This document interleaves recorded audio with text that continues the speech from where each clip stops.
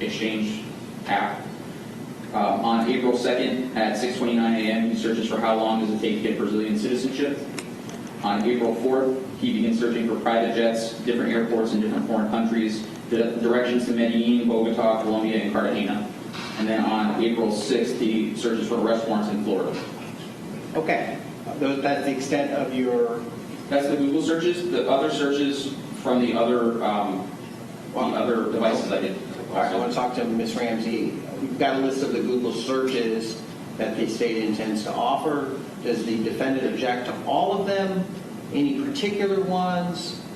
Well, Judge, I think that Mr. Arbuzal did the deposition of Detective A, who did this, who was proffered as an expert, and he was asked in deposition if they were seeking to introduce any of the warrant searches, and he said no. Okay, so the detective doesn't speak for the assistant state attorney. Well, So the assistant state attorney was there. I don't know, did... Mr. Slater was present for the deposition because I was in the process of picking the jury. And first off, Detective Fay is not the person that's going to be testifying to the Google searches. It's going to be Detective Noyes because he is the one who does the Google location. Yeah, but these were all provided. You've got them. So there's not a discovery violation. It's just that you didn't think that they were going to introduce them all. I think when you ask an expert what they're going to testify to when they say something, that you're entitled to rely on that. That's what the case law is. Okay, I don't... What do you have to say? Detective Fay is not the person that's testifying to the Google searches. Detective Fay is testifying to the physical extractions of the phones and the data retrieved off of them. He would not. It's a true statement. He is not testifying to the Google searches. Detective Noyes is testifying to Google searches. The defense said Detective Noyes for a deposition and then did not post it. All right. Let me just go ahead and turn back. Substantively, with respect to the Google searches, I assume you object to the term search because there's no indication that he actually searches the website but just clicks on the indicated website. Correct. And I don't see what the 322 search has to do with. The 322 search, is that the apartments in Medellin? Yes. Okay, thank you. All right. Well, the relevancy would apparently be because later he was looking after the decedent was deceased, that he was looking to go to Medellin as well as Bogota and someplace in Brazil. That's not what they said in their case, but Yeah, well, right. That's not what they said, Judge. Okay. Well, all right. Any other substantive objection? It is hearsay. All right, let's go through this. State, I'm going to overrule a hearsay objection. I'm going to admit every one of these Google clicks, but you will have the expert, unless you can, I mean, there's a difference between a search and a click on a link. Is it accurate that you can only establish that you clicked on that link? Google provides two records. They'll provide websites that are visited, and they provide websites that are searched for, and then the website that comes up. These are from the document that Google provided entitled searches, not the website entitled visited. Some of these are actually corroborated. So when you mean by a search, just help me understand, because I'm not that as proficient as you. It's like when you pull up the Google website, you would type in something on a Google search, click, and then what would come up? Correct. So what we're getting is what he types into the Google website as the search item. Correct. And that's what you're saying that these items are. Correct. All just typed in. What came up, we don't know. Well, the link will tell you what comes up. And you have that as well. The link that comes up and what was typed in. Correct. I'm not going to... All right, I understand. Thank you. I'm overruling all of the defendant's objections to these items of evidence. I do not find that they're hearsay. I find that, in fact, they are relevant based on the date that the decedent became missing, and I'm admitting every one of them over the defendant's specified objections. Okay? Next. And you can call them searches, because that when you type in something, that's what you're searching for. I agree with you. Next. The next is the data from the FDLE Assist hard drive, HP Tower Dump, which is States 113. Okay, the HP Tower Dump. That is the computer tower dump. That's the HP laptop. No, the HP desktop tower found in the victim's home. Okay. I'm seeking to admit 3 searches or testimony regarding 3 areas. On or about April 1st at 7:45 a.m., there is a search extradition to U.S. most difficult, as well as then after that search, websites come up. There's a visit to the website Best Countries for Your Escape Plan, and then an AOL.com article entitled 5 Best Countries with No Extradition. Got it. Those 3 items. Let me just turn on April 1st, right? Yes, sir. That's Sunday, Easter Sunday. That is just before the defendant calls and has the phone conversation with Detective Curtis. Okay. Let me just turn to the defense on that. Position of the defense. I would object that they are hearsay and not relevant. All right. Those objections will be overruled. Each one of those 3 searches will be admitted on the HP Tower Dome, Exhibit 113. Next. Next is data from testimony regarding the Motorola phone extraction, which is in evidence as State's Exhibit number 106. That was the phone that the defendant had in his possession at the time he was arrested by the Alachua County deputy. Okay. I'm seeking to admit first that the first powering event on the phone was 10:59 a.m. on April 4th. Testimony regarding several outgoing phone calls with the *67 prefix, which is a way to block a phone call. And then he installs a Google Trips planner onto his phone. And that's the only evidence I'm seeking to admit from the phone that he had in his possession when he was arrested. Who are the outgoing phone calls to? You don't know. One is to the landline at the victim's home, and so the other ones are to the Comfort Inn or the Holiday, wherever the place was that him and Mr. Good were staying. After he left that place. Correct.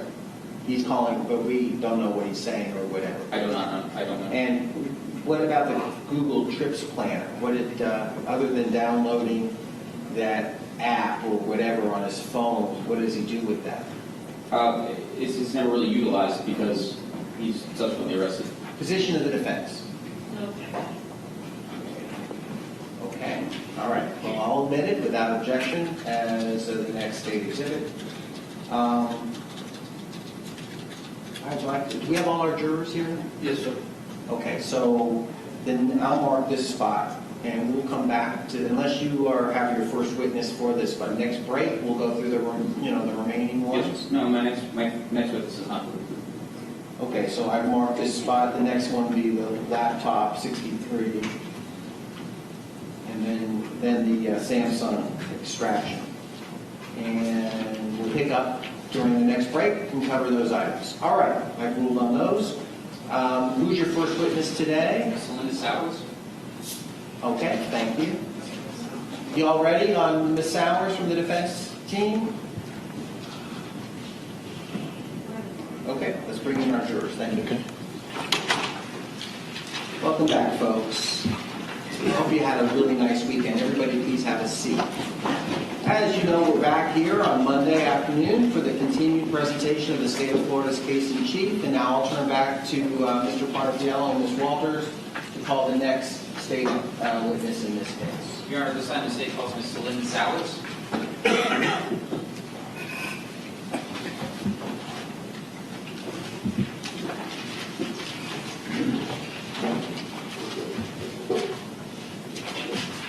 All right, Ms. Sowards, you come forward. You'll be sworn in by your deputy clerk, Ms. Briggs. Do you swear or affirm that the evidence you're about to give is the truth, the whole truth, and nothing but the truth? Yes. The chair's up here. Hi, how are you today? Hi, good afternoon. Make yourself comfortable. And once you've made yourself comfortable, you got that mic adjusted. And if you could, introduce yourself to the folks on our jury and spell your last name for our court report. My name is Celynda Sowards. My first name is spelled Celynda. My last name is Sowards. All right, thank you. And then we turn to Mr. Parfiello. You may proceed when you're ready, sir. Ms. Sowards, what do you do? How are you currently employed? I'm employed at the Palm Beach County Sheriff's Office in the crime laboratory within the forensic biology unit as a casework supervisor. And what do you do for the forensic biology units? I'm the casework supervisor, so I conduct casework analysis. I perform DNA testing on samples, write reports to my findings. I testify in court, and in addition, I also oversee other forensic scientists and senior forensic scientists who conduct casework. approximately how many individuals do you supervise? 10. Can you tell the members of the jury what type of education you have to do what you do for a living? I have a Bachelor's of Science degree in chemistry from the Metropolitan State College of Denver, and I also have a master's degree from the University of Florida in pharmaceutical sciences, emphasizing in forensic serology and DNA. How long have you been working with DNA?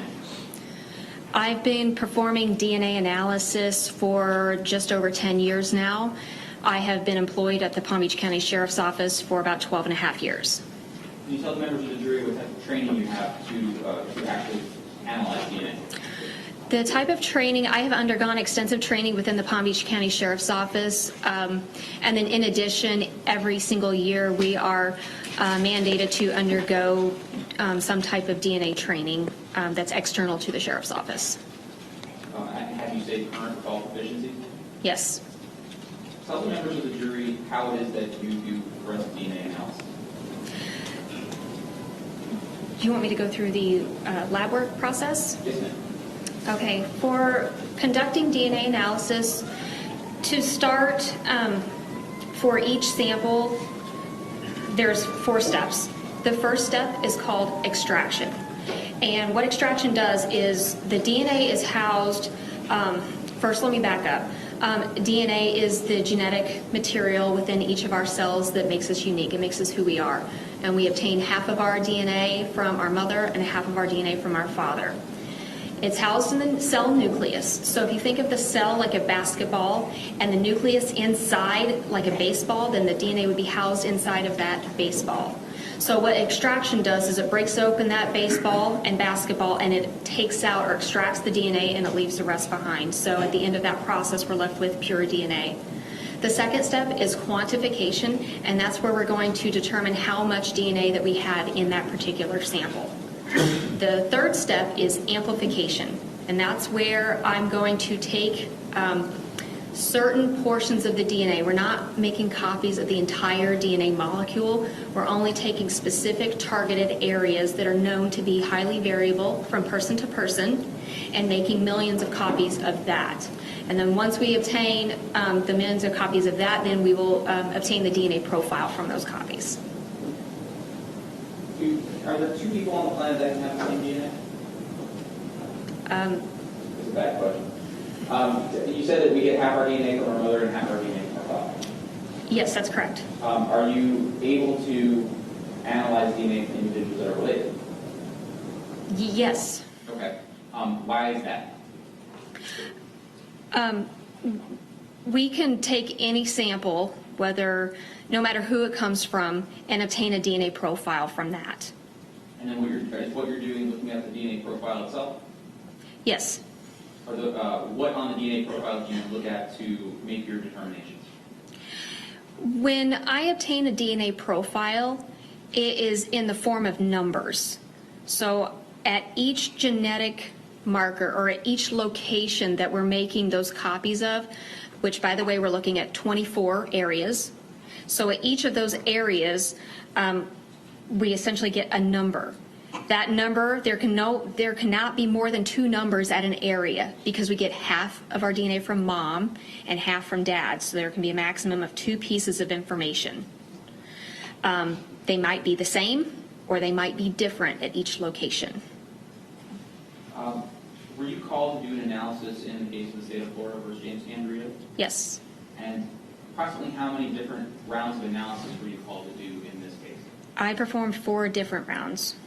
Can you tell the members of the jury generally how it is that evidence is provided to you and how it is that you begin to do an analysis? The evidence is provided to the laboratory generally through the evidence unit. Once I'm assigned a case, then once a case is assigned for analysis, the analyst in that particular case will request the evidence from the evidence custodian. Do each of the pieces of evidence that you analyze come with a unique case number, unique to that case for your lab? Yes. And do they also contain a unique case number for whatever the agency that you might be assisting with that? Yes. Can you tell the members of the jury what the difference between a known standard DNA is and an unknown sample DNA? An unknown sample generally comes from evidence. So it might be the swabs of a steering wheel, the swabs of a firearm, a pair of pants, a sexual assault kit. Those are all evidentiary type samples. We don't necessarily know what the DNA profile is going to be. For a known reference sample, if I were to take swabs of the inside of my mouth and say it comes from me, we know it comes from me, we can put my name on it, we know that that's going to be my DNA profile, just as any of you, if your oral sample was taken or reference sample was taken, we know it comes from you, and therefore we can use that as a way to compare to any evidence profiles that are obtained. So is it fair to say that what you're doing is taking a known standard and comparing it to an unknown sample? Yes. Did you obtain any known standards, or not you yourself, but did the Sheriff's Office obtain any known standards of DNA to use for comparison purposes in your casework?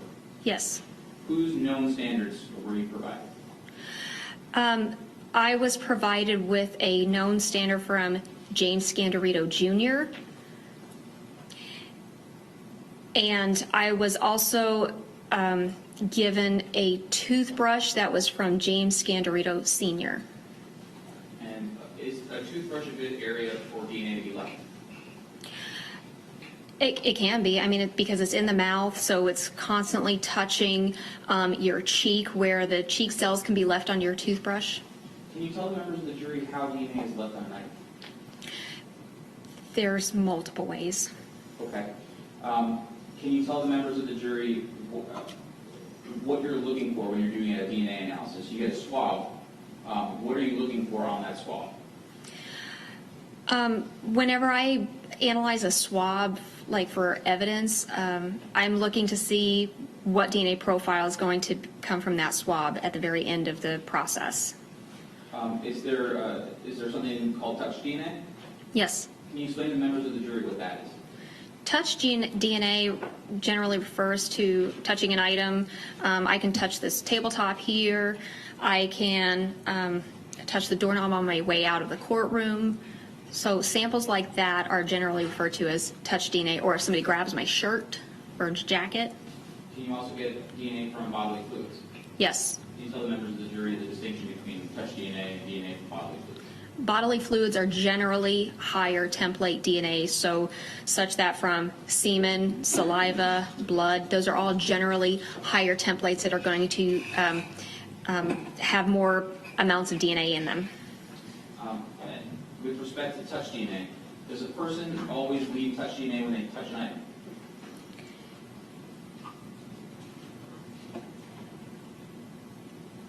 Our systems are very sensitive, and so our systems may or may not detect anything that's left behind. So I can't tell you if our systems would detect it, but generally speaking, when we touch an item, something is left behind. And that was my next question. So just because DNA is left behind, does that mean that it's something that can be analyzed by your system? Not necessarily. Can you explain to the members of the jury how it might be that you would recover some amount of DNA but not be able to make an identification or a comparison? It could be with regard to how much DNA is left behind. I may or may not obtain a full profile from that. It might be partial. It might be nothing. Are there times when you can have mixtures of DNA? Yes. And Can that affect your ability to do an analysis? First, let me say a mixture is a DNA profile that contains the DNA of more than one individual, so at least two or more. And mixtures can have an effect on being able to interpret the DNA profile. Can there sometimes be too much DNA to separate the contributors apart? I wouldn't say too much DNA. I would say that it would be equal amounts of, say, two contributors in which I can't tell necessarily one contributor from another because they're about equal amounts. If there was one contributor that was contributing, say, 90% and the other contributor was 10%, then there would be enough distinction between the two contributors to attempt to separate them. And if there's a mixture, is there an additional statistical analysis that you perform when you have mixtures? We perform the same statistic regardless if it's a single contributor or if it's a mixture. Is there a tool that you use called StarMix, or is that something that we refer to as StarMix? Yes, StarMix. Tell the members of the jury what that is. StarMix is a software that, number one, aids the analyst in being able to interpret the DNA profile or the DNA mixture. And the second thing that StarMix does is it is a statistical software that will provide statistics for a given DNA profile. Are you able to use StarMix with individuals that are related? Yes. So I want to talk about the rounds of analysis that you did in this case, starting first with the analysis that you did back, the first round of analysis. Do you recall what the first round of analysis was when you were asked to do your first set of comparisons? May I refer to my worksheets? Yes, you may. Thank you.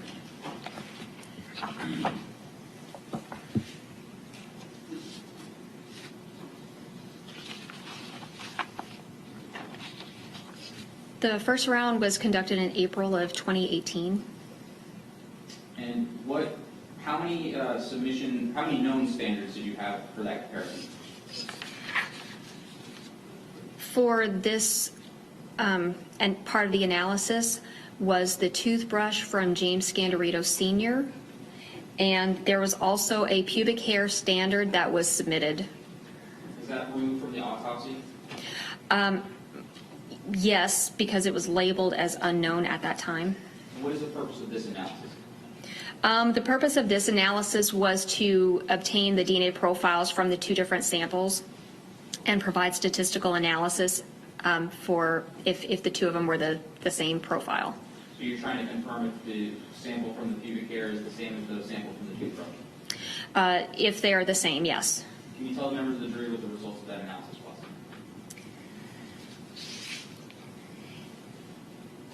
In this particular analysis, I actually used the toothbrush from James Scandirito as the reference sample. And the reason that I did that was because I obtained a more complete DNA profile from the toothbrush than for the pubic hair. For the pubic hair standard, the DNA profile obtained from the toothbrush from James Scandirito cannot be excluded. And do you want me to give this stat? Can you explain to the members of the jury what you mean when you say cannot be excluded? It means that the profiles are essentially, I can't exclude them because they are the same. There is no scientific basis for me to exclude the two. Is that the way that your reports are written as in terms of exclusions versus saying this person is included as the contributor to the DNA? Yes, the two phrases are excluded or cannot be excluded. Okay. So you said that could not be excluded, and then what was your further analysis? That the DNA profile obtained is approximately 1.34 times 10 to the 18 times more likely if the DNA profile originated from James Scandirito Sr. than if it originated from an unknown individual in the population. So after you do this analysis, do you determine which standard you're going to do when you're comparing to unknown samples of evidence? Yes, so at the time of this analysis, I had made the decision to use the DNA profile obtained from the toothbrush. What was your next round of analysis? Do you want me to give the value for that 10 to the 18? Yes, ma'am. Basically, it is 1.34 with 16 zeros after it. Is that a high level of statistical confidence? I would say that it is a rare profile. What does that mean exactly? In my opinion, the two are the same. Moving on to the next round of analysis.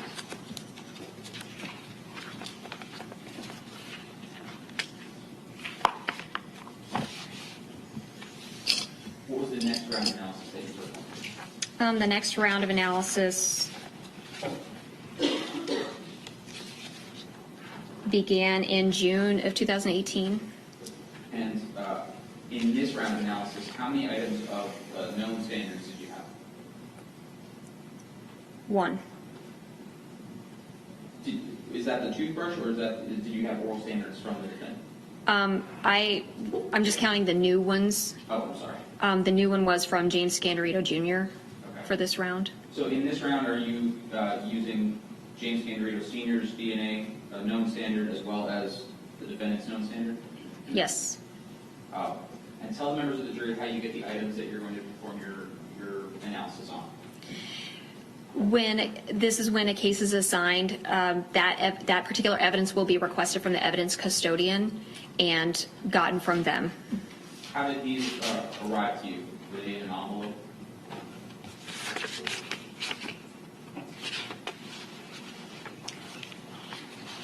For this particular round of DNA, I only examined the oral standards from James Scandirito Jr.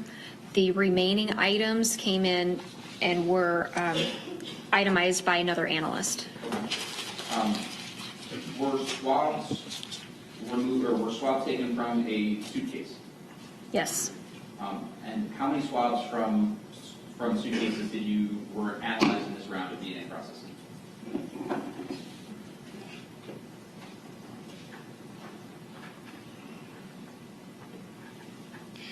I have 2 sets of swabs and 2 different cuttings.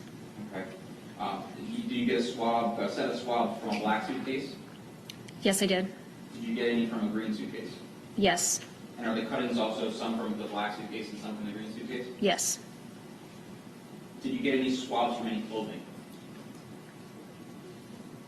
Yes. Which swabs did you get from clothing? From clothing, I analyzed 1 swab from the left sneaker. Hold on, let me make sure that I analyzed the swab from the left sneaker, and then swabs from sneakers, which is labeled as INT and tip of laces. And that's it for clothing for this round. Did you receive any swabs from designated as being from a hand truck? Yes, I did. Which swabs did you get from a hand truck? The description is labeled as 2 swabs from the handle of the hand truck. Did you get any swabs that were indicated as being dried blood from a hand truck? It wasn't swabs. It was just labeled as dried blood from the hand truck. Okay. And then did you get any swabs indicating that it was from a potential blood stain?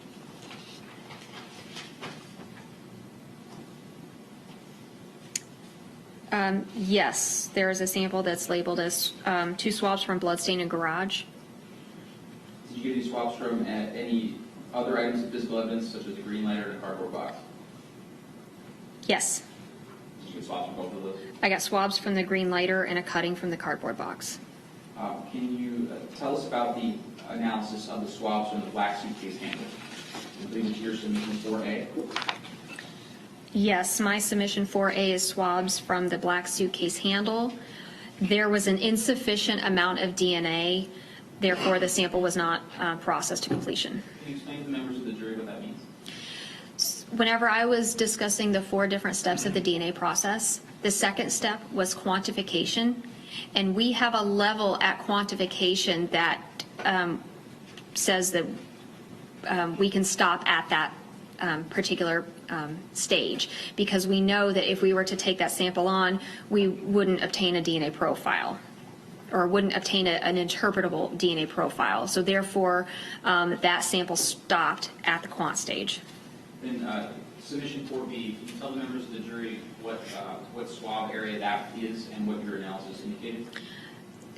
My submission number 4B was labeled as swabs from the green suitcase handles, and this was a DNA mixture of 2 contributors. Were you able to determine the ratio of the mixture? Yes. What was the ratio of the mixture? The ratio of this mixture was, for the 2 contributors, contributor 1 was determined to have contributed approximately 85%, and the contributor number 2 contributed approximately 15%. So that pretty much means that if I have two individuals' DNA, then one of them would be contributing 85% of that DNA mixture, and then the other one would be 15%. Were you able then to further track and make an identification with comparison to the two known standards that you had to determine what the identity was of the major contributor to that mixture?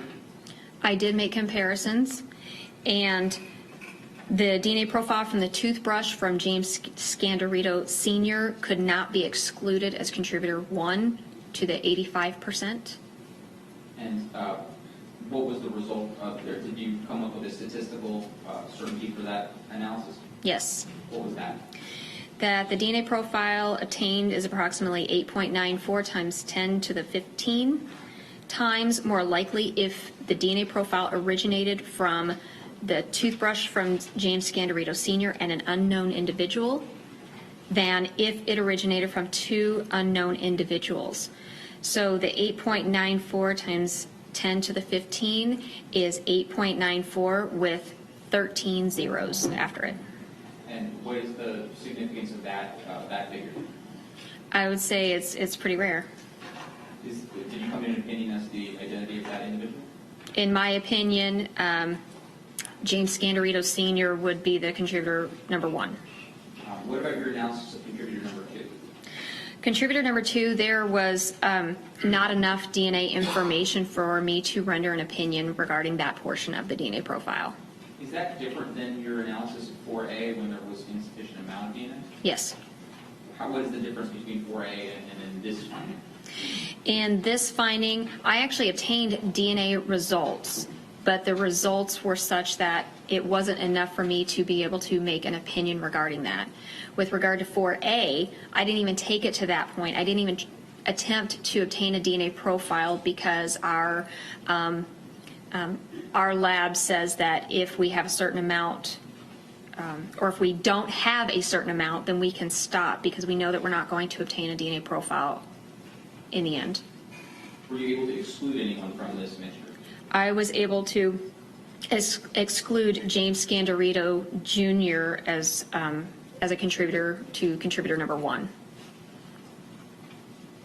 And because of the issues with the contributor 2 sample, were you able to make any inclusions or exclusions as to the second contributor to that mixture? No. Tell us about your analysis of submission 4C, the swabs from the left sneaker. For the swabs of the left sneaker, there was an insufficient amount of DNA at the quantification stage. That's, again, what you said for 4A. Correct. Submission 4D, tell us about what submission 4D was and what type of analysis you did. 4D was labeled as the swabs from the sneakers, INT, and tips of laces. And this was a DNA mixture of 2 individuals. What was the breakdown between contributor number 1 and contributor number 2? Contributor number 1 was 69% of the DNA profile, and contributor number 2 was 31% of the DNA profile. And were you able to do any analysis as to the possible identity of contributor number 1? Yes, for contributor number 1, James Scandirito Jr. could not be excluded. And did you develop a statistic or a level of certainty for that finding? Yes. What was that? The DNA profile obtained is approximately 9.28 times 10 to the 13 times more likely if it originated from James Scandirito Jr. and an unknown individual than if the DNA profile obtained originated from 2 unknown individuals. And 9.28 times 10 to the 13 is 9.28 with 11 zeros. Did you come to an opinion as the identity of contributor 1 to that mixture? Let me look at that DNA profile real fast, please.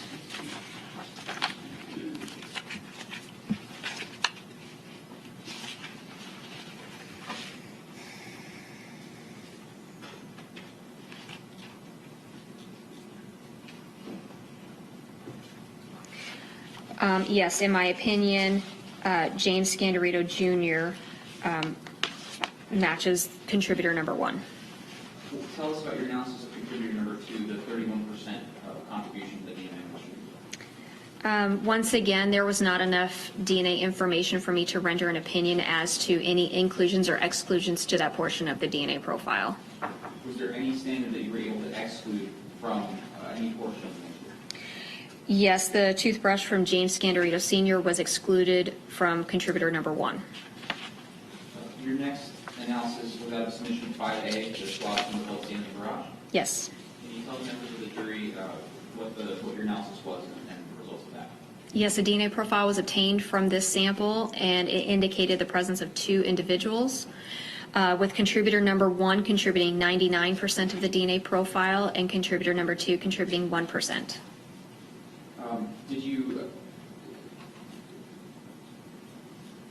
Can you tell us about the results of your analysis as to the 99% contribution from contributor number 1? Yes, the DNA profile obtained from James Scandirito Sr.'s toothbrush could not be excluded as a contributor to contributor number 1. And the DNA profile obtained is approximately 5.87 times 10 to the 27 times more likely if it originated from the James Scandirito Sr.'s toothbrush and an unknown individual than if it originated from 2 unknown individuals. And so 5.87 times 10 to the 27 would be 5.87 with 25 zeros after it. Did you come to an opinion as to the identity of contributor number 1 of that mixture? Yes, that it would be James Scandirito Sr. What about your analysis of the 1% contributor and contributor number 2? For this component, there was not enough DNA information for me to render an opinion for any inclusions or exclusions to that portion of the DNA profile. Was anyone excluded from being a portion of contributor number 1? Yes, James Scandirito Jr. Submission 5B, the swabs of the handle to hand truck. Did you perform an analysis as to that? Yes. Can you tell the members of the jury about your analysis of swabs from the handle of the hand truck? Yes, the DNA profile was of 1 individual, and James Scandirito Sr. could not be excluded. What was the statistical likelihood, or what was the confidence that you had for that exclusion? The statistic given was approximately 1.31 times 10 to the 28 times more likely if the DNA profile originated from James Scandirito Sr. than if it originated from an unknown individual. And 1.31 times 10 to the 28 is 1.31 with 26 zeros following it. Did you come to an opinion as to the identity of the contributor to that DNA profile? Yes, that it would be James Scandirito Sr. What was submission 5C? 5C was labeled as dried blood from the hand truck. Did you attempt to perform an analysis of 5C? Yes. Can you tell the members of the jury what the result of that analysis was? That DNA was not detected. So at that point, does your analysis stop and go to the next one? Yes, so this was once again determined at the quantification stage. There was no DNA detected at that stage of the process, and therefore that particular sample can be terminated. What was the next swab or next submission that you analyzed? The next submission was 5D, swabs from the Greenlighter. Can you tell us what your analysis was of the number of contributors to that DNA profile? Yes, the number of contributors was 2. And what was the approximate breakdown between contributor 1 and contributor 2? The approximate contributor ratio between the 2 contributors is contributor number 1 was 97% and contributor number 2 was 3%. Were you able to utilize that information to try to determine the identity of the contributor as contributor number 1 of that sample? Yes, James Scandirito Jr. could not be excluded as as contributor number 1. And what was the statistic to that determination? That the DNA profile obtained is approximately 3.03 times 10 to the 18 times more likely if it originated from James Scandirito Jr. and an unknown individual than if the DNA profile originated from 2 unknown individuals. And 3.03 times 10 to the 18 would be 3.03 with 16 zeros. Did you form an opinion as to the identity of contributor number 1? In my opinion, this contributor number 1 is the same as James Scandirito Jr. What was your analysis of contributor number 2? That there was not enough DNA information for me to render an opinion for inclusions or exclusions with that portion of the profile. And was anyone excluded from being a contributor to contributor number 1? Yes, James Scandirito Sr. was excluded from contributor number 1. Was the the next set of submissions cutting from a cardboard box? Yes. Can you tell the members of the jury what your analysis of the cutting from the cardboard box indicated? This DNA profile was of one individual, and James Scandirito Sr. could not be excluded. What was the statistic attached to that identification? It was 1.31 times 10 to the 28. And did you form an opinion as to the identity of the single source contributor to this DNA profile? Yes, that in my opinion, James Scandirito Sr. is the donor of this DNA profile. Can you tell us what submission 6A was and whether or not you were able to perform an analysis on it? 6A was labeled as a cutting from the black suitcase lining, and in this particular sample, it was of one contributor. What was your determination as to the identity of the contributor to that, to the DNA profile that you found? That James Scandirito Sr. could not be excluded, and the statistic was 1.31 times 10 to the 28. Did you form an opinion as to the identity of that contributor to that DNA profile that you observed? Yes, in my opinion, James Scandirito Sr. was the donor of that DNA profile. Was the final submission in this analysis the cutting from the green suitcase line? Yes. And what was your result of your analysis for that? That there was an insufficient amount of DNA to continue on with the process. Did that conclude your, I guess this is your second round of DNA processing, your first round of DNA processing when you're comparing to unknown items? Yes, this was my second DNA report that I issued. Okay. Moving on, do you do a subsequent round of DNA testing? Yes. Tell the members of the jury when that subsequent round of DNA testing occurred.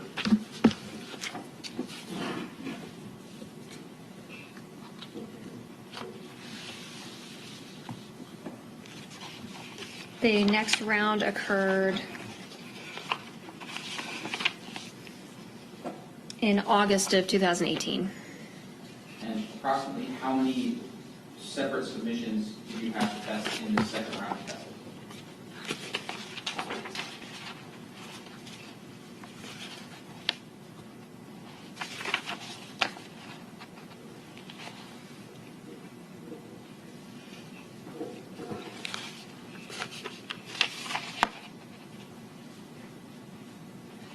$19. Okay.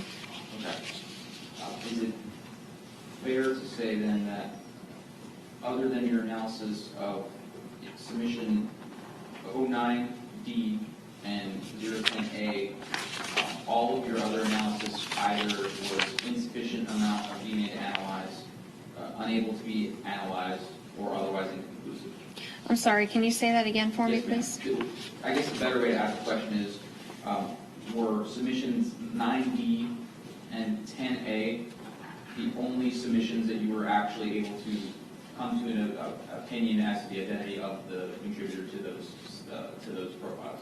Also 10B. 10B. Okay, so 9D, 10A, and 10B. Yes, that's correct. Was everything else either inconclusive, unable to be tested, or insufficient amount of DNA for analysis? Yes, it was either inconclusive, insufficient amount of DNA, or DNA was not detected. Okay. So then we'll focus just on the ones where you were able to make an analysis. Can you tell us about your analysis of 9D? 9D was labeled as swabs from INT of blue shirt. And Go ahead. I'll look it up. And that DNA profile was of two individuals. And the approximate contributor ratio between them was, for contributor 1, it was 99%. And for contributor number 2, it was 1% of the DNA profile. Did you form an opinion, or did you develop a statistic as to the identity of contributor number 1 to that DNA mixture?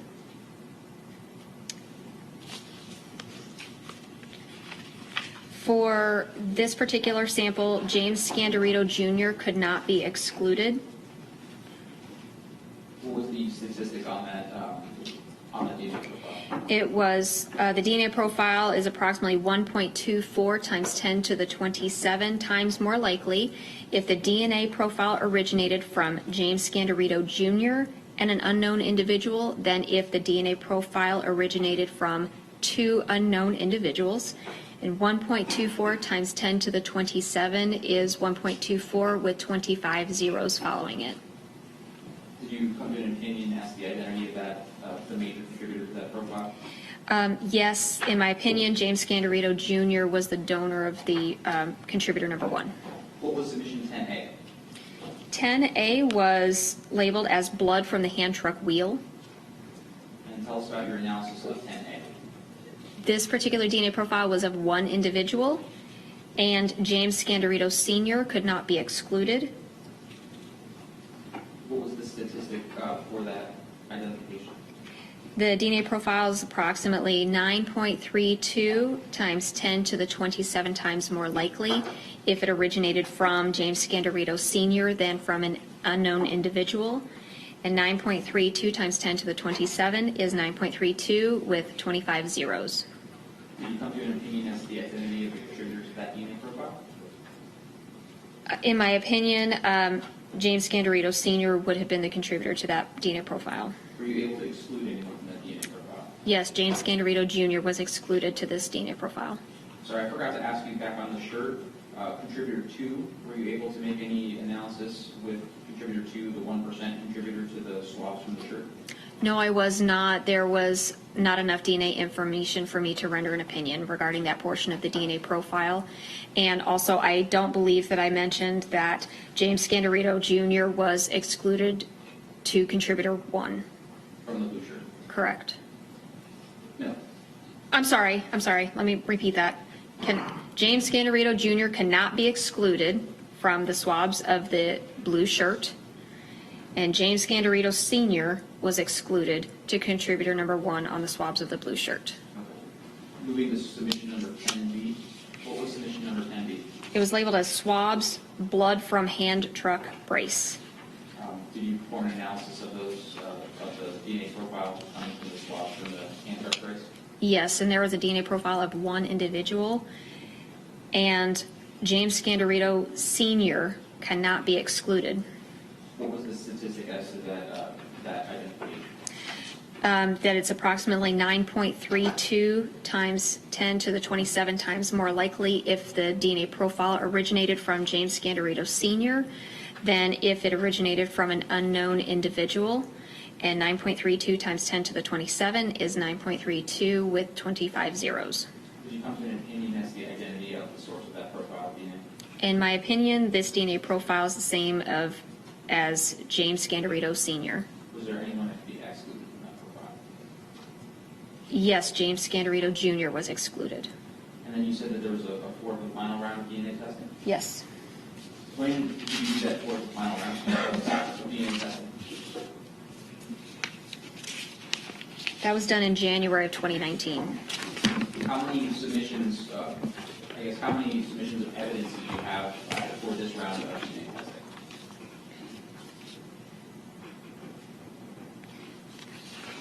Seven. And are you still using the two known standards of the toothbrush and the defendant's oral swab? Yes, that's correct.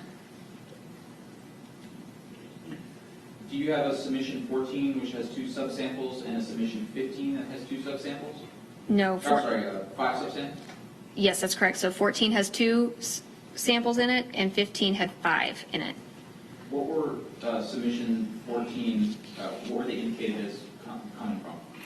Submission 14A was labeled as 2 swabs from tested area on garage floor.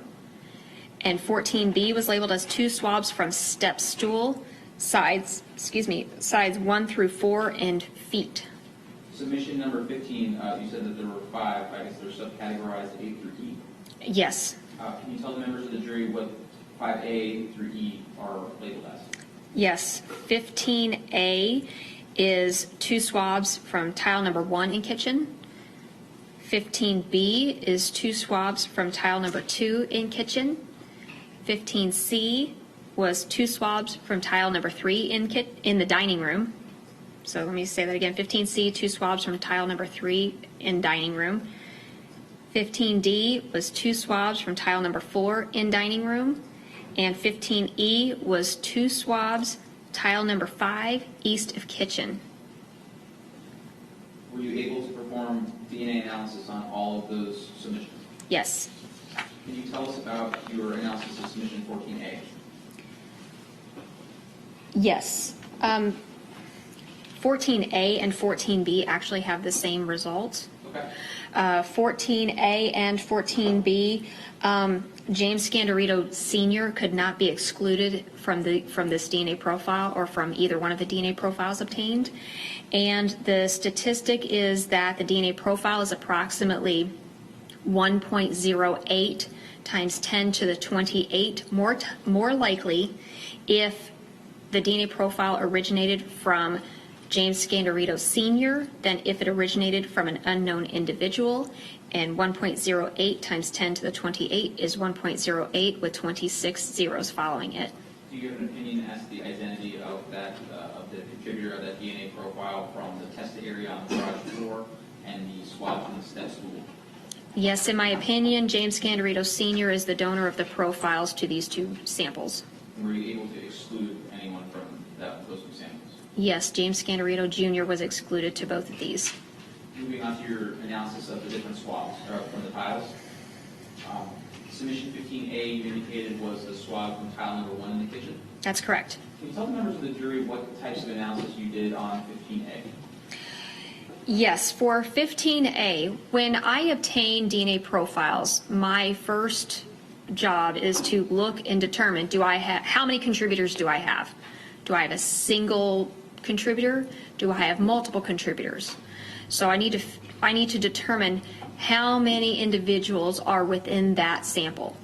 So in this tile number 1 from the kitchen, my analysis, I looked at this sample and I determined that this particular sample was of 2 individuals. And it's important to note that when I do make these determinations, that I do so without looking at any reference samples. So I'm just looking at the DNA profile obtained from this tile from the kitchen. When you say without looking at reference samples, what does that mean? I wouldn't want knowing what the reference sample is to guide me in my analysis.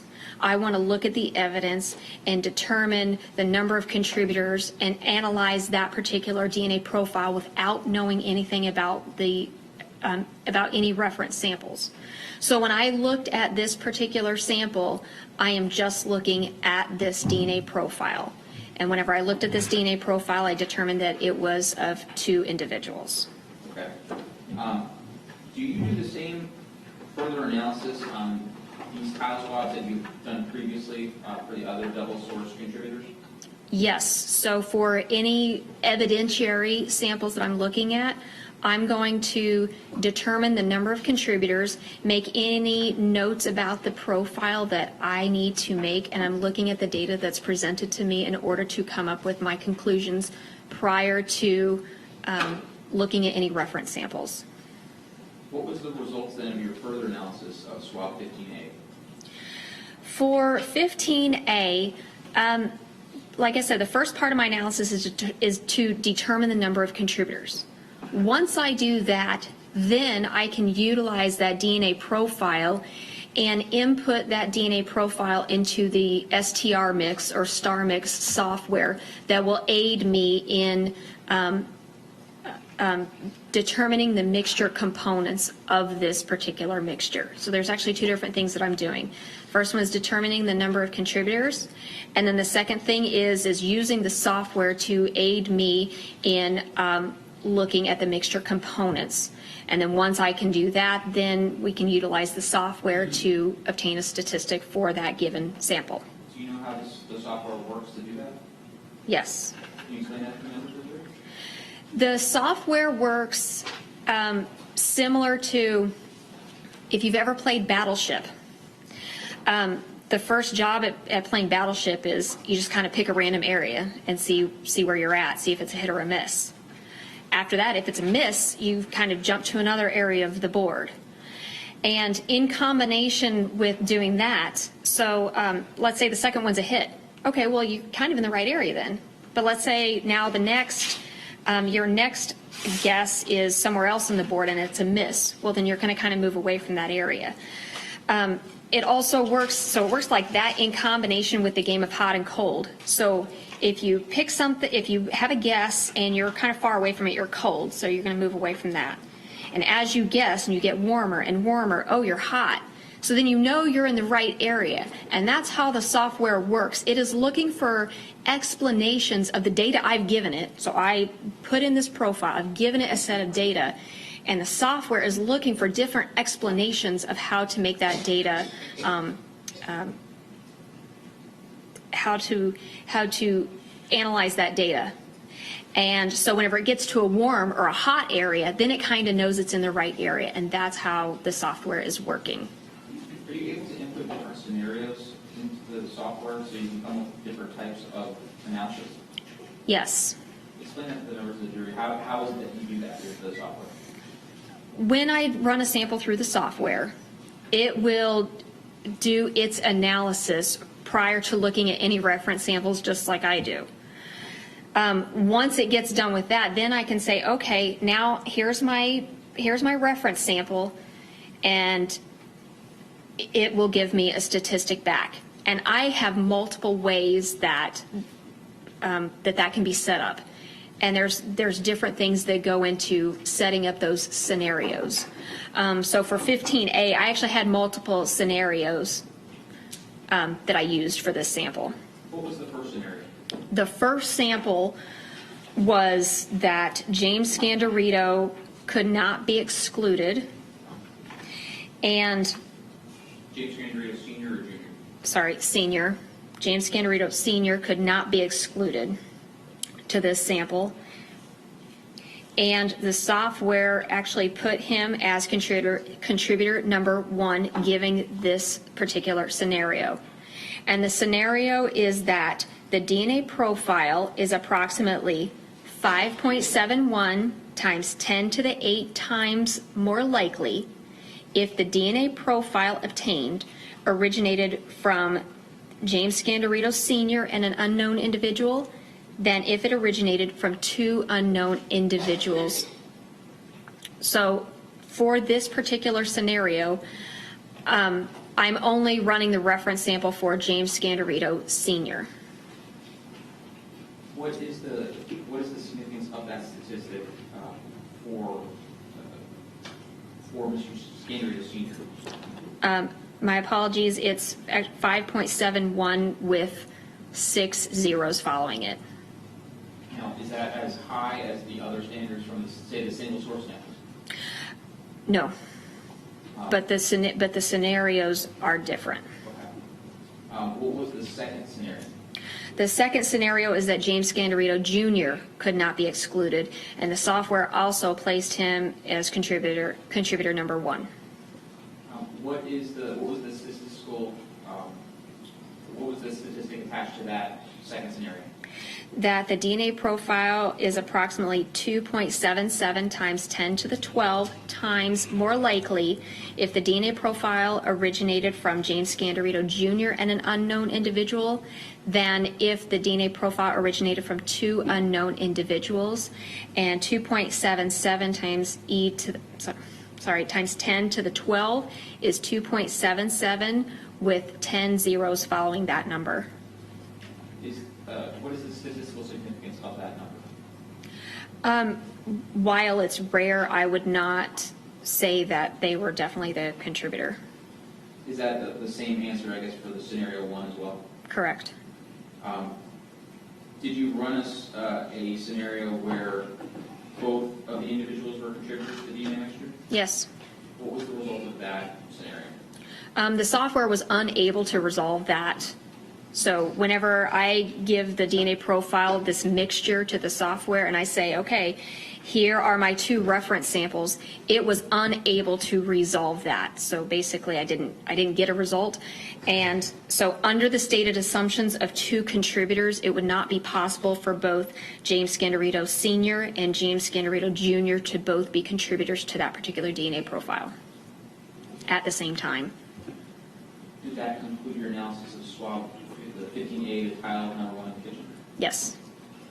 The second swab was tile number 2 in the kitchen. Yes. Can you tell the members of the jury what were you able to perform any analysis of the swab? My only analysis was as to the number of contributors, which was deemed as at least 2 contributors. And that means that I know I have 2. I might have a third, but I'm not really sure, and I'm not willing to call it 2 and only 2 contributors. Were you able to do any comparative analysis? No. Why not? Because in order to do that, I would need to have a finite number of contributors, 2, 3. If I have at least 2, then I'm unable to resolve that, and therefore I cannot conduct any statistical analysis. Did that conclude your analysis of 15C? Yes. 15C, what was that swab titled as, and tell us about your analysis of 15C. 15C was swabs of tile number 3 in the dining room, and this was a DNA mixture of 2 individuals. And that's a DNA mixture that you determined before you applied the star mix? Yes, that's correct. How many scenarios did you run for 15C? 3. Tell the members of the jury about the first one. The first scenario was that James Scandirito Sr. could not be excluded. And what was the statistic associated with that scenario? The software did place James Scandirito Sr. in the contributor number 2 position, and the DNA profile is approximately 19,000 times more likely if the DNA profile originated from James Scandirito Sr. and an unknown individual than if the DNA profile originated from 2 unknown individuals. What's the statistical significance of that figure? 19,000 times more likely. It's pretty common. What about scenario number 2? Scenario number 2 is James Scandirito Jr. could not be excluded, and he was placed as contributor number 1 by the software. And the DNA profile is approximately 4.57 times 10 to the 19 times more likely if the DNA profile obtained originated from James Scandirito Jr. and an unknown individual than if the DNA profile originated from 2 unknown individuals. And 4.57 times 10 to the 19 is 4.57 with 17 zeros. And what is the statistical significance of that figure? That is a rare statistic. Under that scenario, would you have an opinion as the contributor number 1 to that mixture? In my opinion, James Scandirito Jr. was contributor number 1 in that mixture. What was the third scenario? The third scenario was that James Scandirito Sr. and James Scandirito Jr. could not be excluded. And were you able to run the scenario this time? Yes. So this is different than the last time? Yes, this time the software was able to resolve the mixture components to these 2 reference samples. What was the result of that analysis? That the DNA profile obtained is approximately 5.63 times 10 to the 12 times more likely if the DNA profile originated from James Scandirito Sr. and James Scandirito Jr. than if the DNA profile originated from 2 unknown individuals. What was the statistical significance of that number? I've seen more rare stats. Given that statistical significance, are you in a position to opine as to the identity of those contributors under that scenario? No. Did that conclude your analysis of submission 15C? Actually, let me back up. I can tell you where the software placed the individuals. However, I would not render an opinion that I think that any one person is the source of those particular DNA profiles. The software placed James Scandirito Jr. as contributor number 1 and James Scandirito Sr. as contributor number 2. Does that conclude your analysis of 15C? Yes. 15D, what was that labeled as?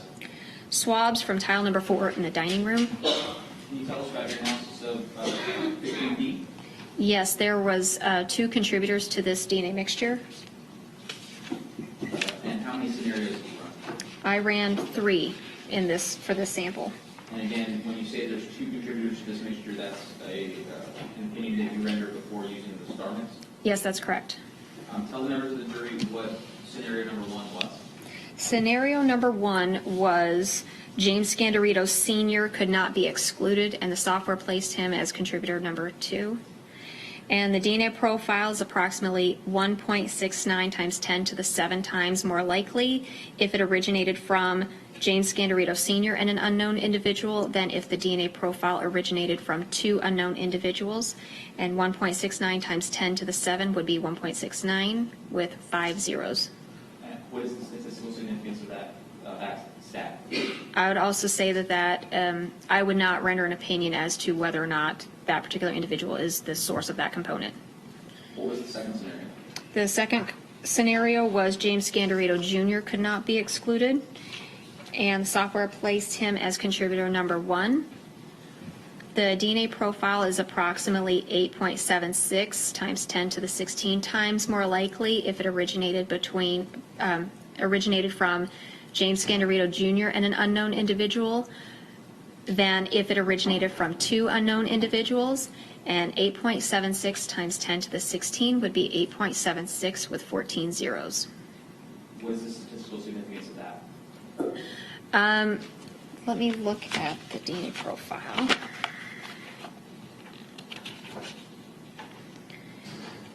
For this one, I would not render an opinion as to who is the source or who contributed that portion. What was the third scenario? The third scenario is both James Scandirito Sr. and James Scandirito Jr. could not be excluded.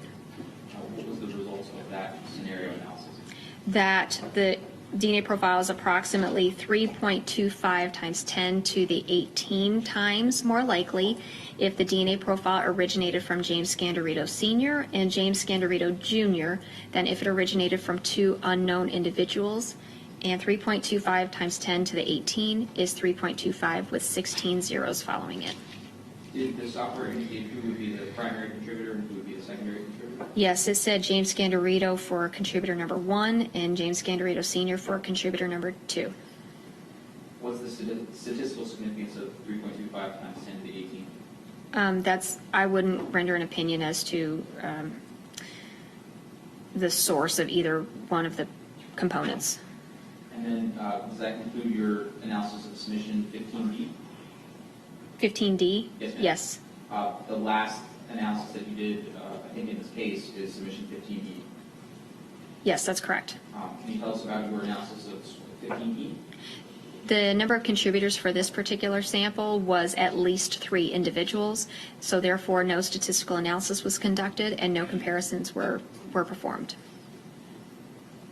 You told the members of the jury about how DNA can be left on an item. How can DNA be destroyed or removed from an item? Well, I can tell you that in the laboratory we use alcohol to clean our utensils, combined with like the rubbing motion can be wiped off. We also use bleach in the laboratory to clean our work surfaces. That's actually what we use in the laboratory. Can you tell the members of the jury how it is that bleach is used to sanitize the surface such that DNA is removed? Our protocols in the laboratory state that we spray the surface with bleach and let it sit for 5 minutes before we actually wipe it off and dry it. Is there anything about the act of wiping or removing the bleach that is also destructive to DNA? I can tell you, at least with the alcohol that we use on our utensils, I'll take a small alcohol pad similar to something that you might see at, if you're getting your blood drawn. I'll take that and wipe off my metal utensils, and part of it is not just the alcohol but the actual rubbing motion. And then once I actually wipe it off with the alcohol, I'll take a small basically a lab paper towel and also dry it off with the rubbing motion. Is the rubbing motion one of the things that removes the actual DNA from the item? It can. So if you even take a cloth, say, and wipe off your steering wheel, that could potentially remove some DNA.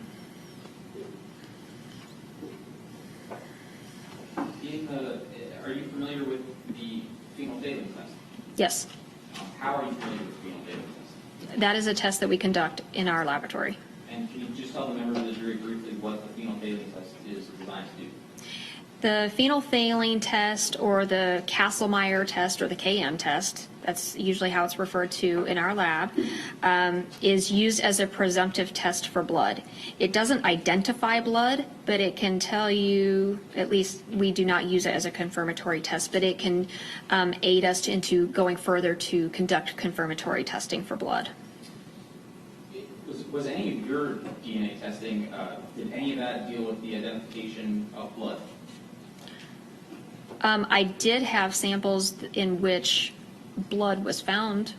This is a bad question. I guess when you're looking for DNA analysis, are you analyzing to determine what the source of the DNA is, or was that done by somebody else? The blood testing was done by somebody else. Okay. So your results are as to whether or not a swab contains DNA, not whether or not a swab is blood or not. That's correct. Now, one more?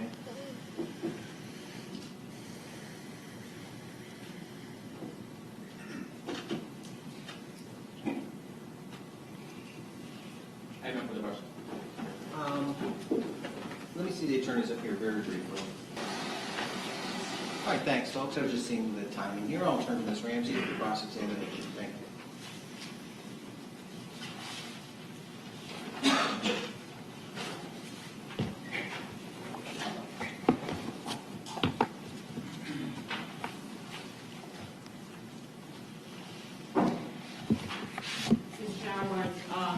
Just to be clear, I know when you were talking to the state, you were talking about touch DNA, but when we're talking about analyzing biological materials, you're really talking about epithelial cells or skin cells, Yes.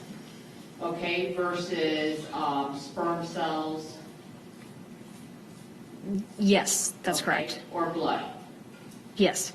All right. In this particular case, and I want to talk about your January 28, 2019 report. That's the most recent report that you did just 2 months ago, right? Yes. And that actually involved the tiles that were in the dining room and kitchen. Yes. You did not actually look at the swabs that were taken from these items. That is correct. Nor did you do the KM testing or the phenolphthalein. That's correct. You did, however, receive notes that were from Boca Police Department, right? Yes, I did. Okay. And you received the actual serological results for those tiles that were in the dining room and the kitchen Yes. that did not indicate the presence of blood. I don't believe on the tiles that it did. The KM testing, according to the notes, were negative for that test. Okay. And you didn't actually take any of those swabs and try to visualize what kind of biological material you had? No. Okay.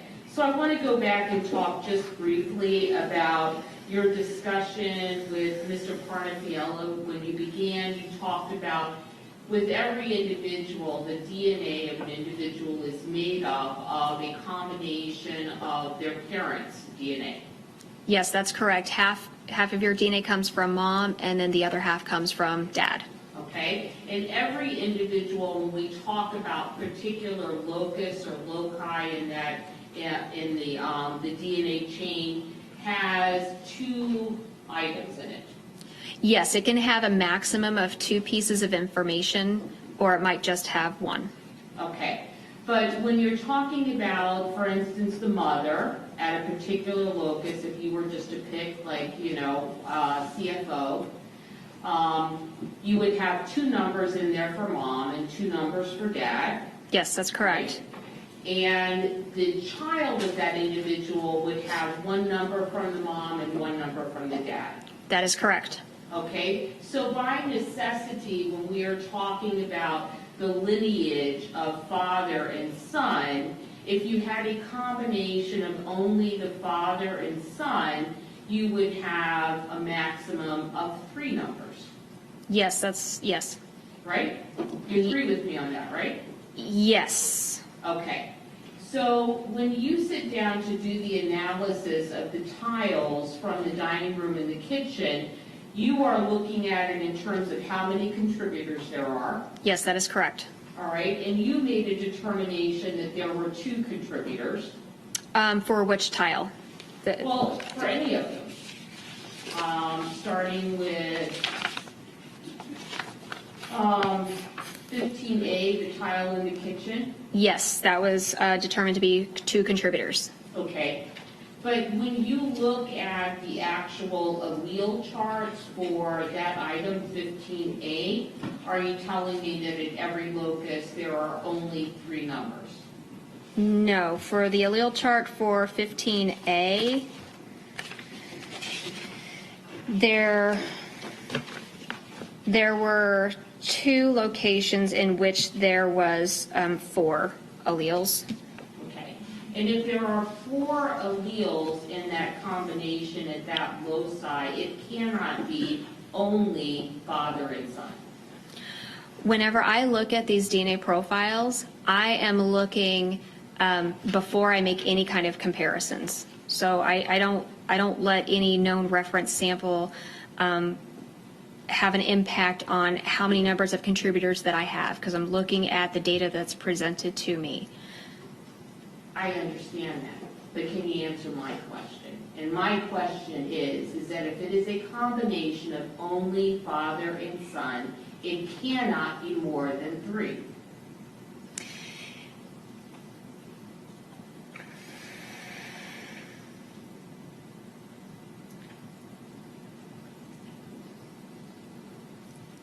If a particular DNA profile is only 2 contributors, and those 2 contributors happen to be father and son, then theoretically that is true, that there cannot be more than 3 pieces of information. Ms. Sowards, it's not theoretical, okay? It is a fact, is it not?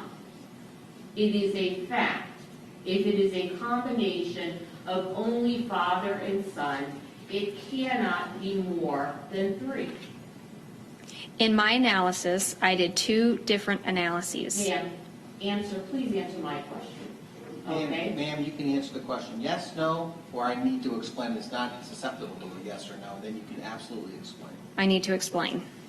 So I can't answer with just a yes or a no. Okay, can you tell me factually of a combination of father and son that would result in more than 3 alleles at a loci?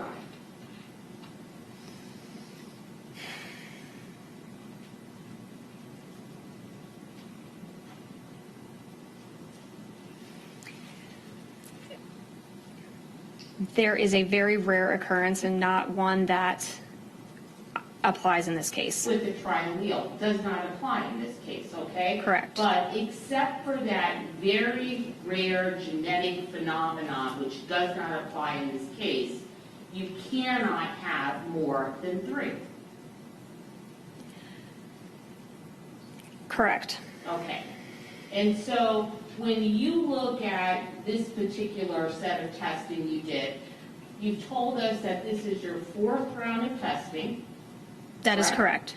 All right. You're not referring to these individuals as contributor A and contributor B when you're doing the testing. When you write this report, you write down James Scandirito Sr. and James Scandirito Jr. Those are the terminologies you use in your report. Yes, that's correct. You were well aware that they were related. That is my understanding through this case. Okay. And so when you have an allelic chart that has 4 contributors at a loci, by necessity, that would mean there would have to be at least 3 contributors if Mr. Scandirito Sr. and Mr. Scandirito Jr. were contributors. So whenever I determine the number of contributors, I don't want to allow the reference samples or any outside influence to determine how many contributors I think that a particular mixture is. I have to look at the data that's in front of me. I cannot let any outside information affect how I'm going to interpret that DNA profile that I see in front of me. Had I done that in this case, then I would have allowed an outside bias to influence me into calling that particular sample 3 contributors when there is no data in the particular sample to support that. But yet you used these profiles with star mix, Yes, that is correct. okay? And did you know at the time that you were using star mix that Mr. Scandirito Sr. and Mr. Scandirito Jr. were related? My understanding is that they were related, and that was known at the time that I used the software. Okay, and so when you use the software, you have to call it, you have to tell it that it is 2 people. Yes, that is correct. Okay, and so you ignored the science. No, frankly, I don't Ms. believe so. Sowards. You ignored the science by calling it 2 when you knew that it could not be Mr. Scandirito and Mr. Scandirito Jr. together. It had to be at least one other person. I don't believe that I ignored the science. I believe that whenever I originally looked at the DNA profile, the data that was in front of me indicated that it was 2 people. If they are unrelated. Well, I can't assume relation whenever I'm looking at DNA Okay, profiles. But if you're calling this 2, they have to be unrelated. They can't be father and son to call it 2. Based on the DNA profile alone, and only the DNA profile, and no reference samples that I'm looking at, this DNA profile had the indication of 2 individuals. Unrelated individuals. That's the assumption that's made. Okay, so if factually we are talking about Mr. Scandirito and Mr. Scandirito Jr., that is inconsistent with 2 for this profile, correct? No, not necessarily. Well, you have extra information in there that is not related to either Mr. Scandirito Jr. or Mr. Scandirito Sr. So there's 2 different steps of the analysis. The first one is determining the number of contributors. You can't answer my question, Ms. Sowards? I'm getting there. So the first step is determining the number of contributors. Then the second step, which is utilizing the software, is it uses the profile as a whole to look for explanations of the data. So they're 2 totally separate things. So with that explanation of the data, the software indicated that, in fact, given the profile that I input into the software and the 2 reference samples that I also input into the software, it did come back with a value. It did come back with a statistic, versus the one sample said, nope, it's not possible. It came back with a statistic because you don't inform it that they're related. No. So what it did was it looked at certain aspects of this DNA profile, and there are different things that happen biologically when our DNA is being copied. There are certain things with regard to our DNA profiles that we know to be true, and the software can take that into account. The software knows how our instrumentation works, and it knows it pretty well. So the software is looking at all of those different things that are happening biologically, that are happening with our instrumentation, and it is modeling all of that stuff that's occurring. So while there might be those allele calls on the allele table, the software is taking into account other things that that the allele table is not into the modeling of that DNA profile. Okay, let me just make this clear to you, okay? I'm just going to make an example here, just for demonstrative purposes, okay? Let's suppose this is mom, right, A and B, okay? Okay? And C and D is dad, right? Okay? All right, and so the child might be B and C, Correct. Right. Correct. okay? If we combined dad and child, then that profile would be A, B, and C, right? Correct. Okay, if you have another piece of information there, like E, all right, you could call that 2, right, because there's 4 pieces of information. But in fact, if you know it is father and son, it cannot be simply father and son. Yes or no, ma'am? Theoretically speaking, the software takes into account the... It's not theoretical, ma'am. I'm asking you a question. I'm going to sustain the objection of the state. Let her answer the question, Ms. Ramsey. Ma'am, do you understand the hypothetical that Ms. Ramsey has put to you? Yes, and theoretically... However, then answer her question if you can. Yes, but there's things, so if I have an allele on my table, for example, E, the software can take into account different biological modeling that occurs and different biological processes that happen while the DNA is being processed in the laboratory. There's certain things that just occur. And all of those different things that can occur are taken into account by the software. Not if they're related. This, we at PBSO do not look at the relation. Okay, all right. And so when you talk about, for instance, 15A, and you have these 2 statistics, as you told the state, you have 5.71E8, Yes. okay, for James Scandirito Sr., and 2.77E12 for James Scandirito Jr. Those 2 things, it's not appropriate to compare them. That's correct. Okay? And so you can't look at this and say, well, the statistic for Mr. Scandirito Jr. is so much higher than that for senior, so it must be junior. That's correct. I cannot say that. Okay? So essentially, you have these 2 very high statistics for 15A, right? I wouldn't necessarily call them very high, but there are 2 separate statistics. Well, I mean, the population of the world, I think, would be exceeded by the statistic you have for Scandirito Jr. Yes, that is true. However, the 2 really can't be equated, because when we're talking about the population of the Earth, I could say that the chances are 1 in 7 billion. But the statistics that are given here is for a given scenario. It's not saying that it's 5.71 times 10 to the 8. That's not like the odds.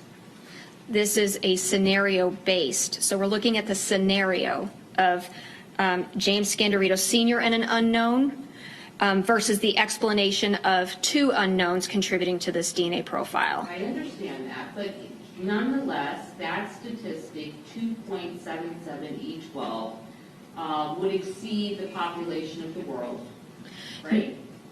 That number on its own, yes, it would, but not with the way that it's presented in this scenario. And it is not possible that it is a combination of James Scandirito Sr. and James Scandirito Jr.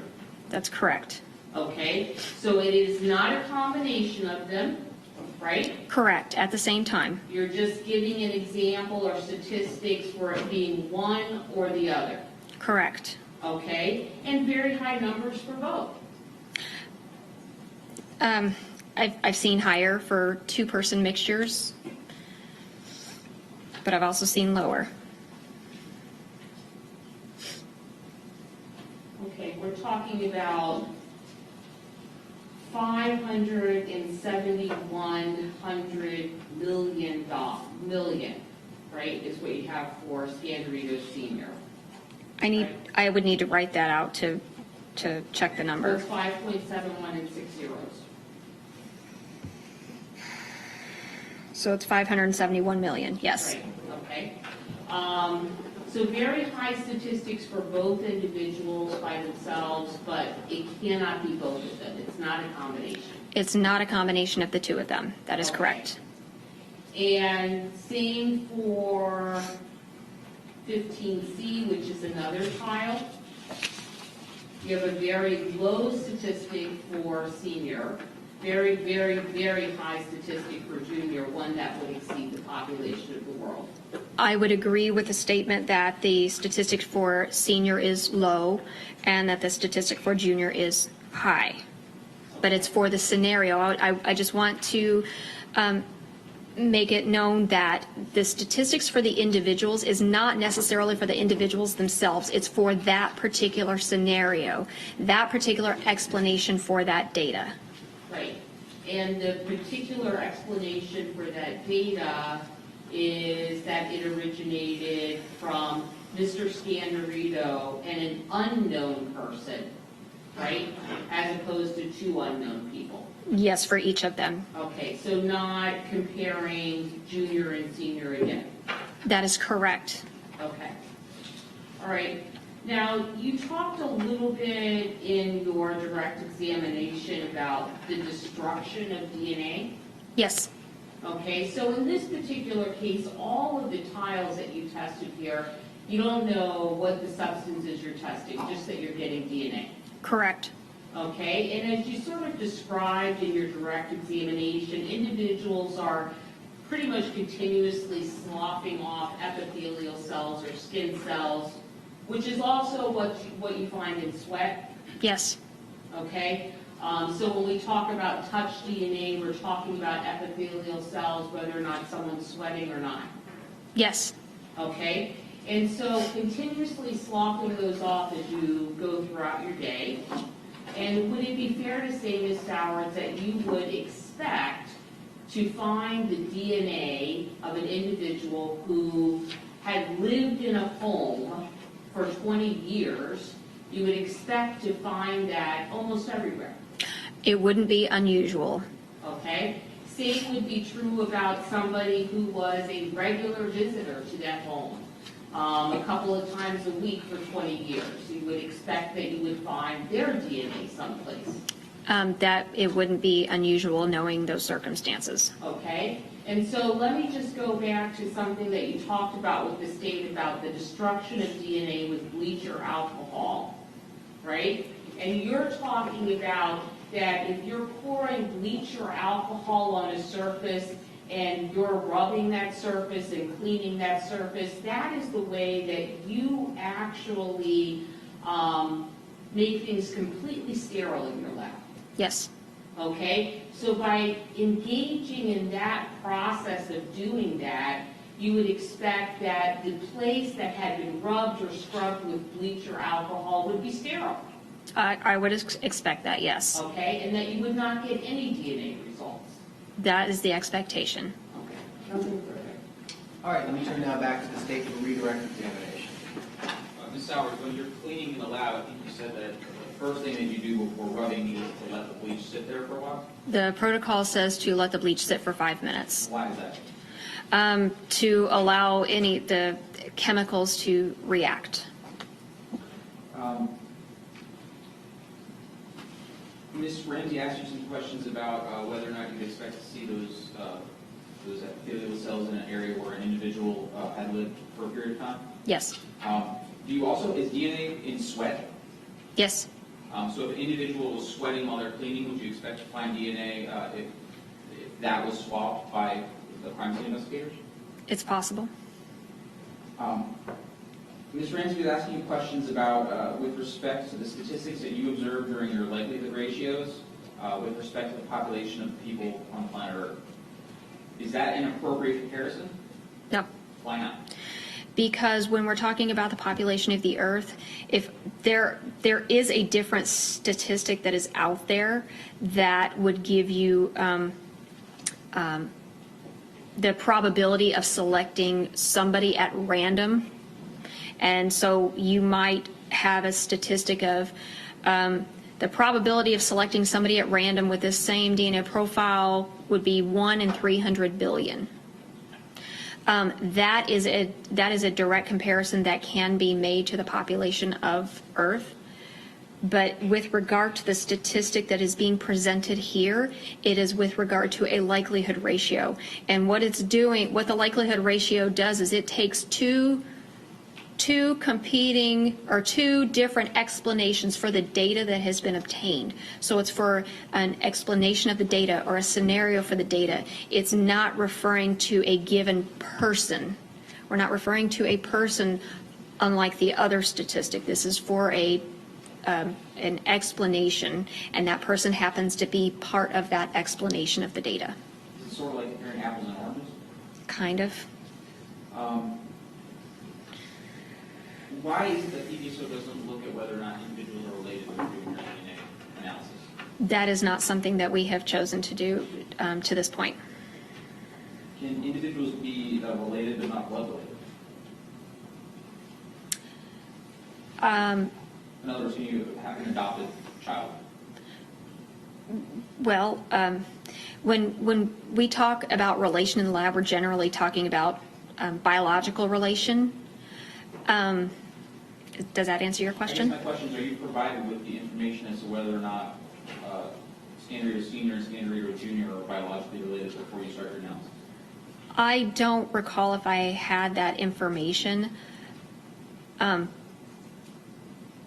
don't recall if I had that information right when I started the analysis or if it came further on. I don't remember. You do find that out later, but you don't recall if you knew that at the beginning?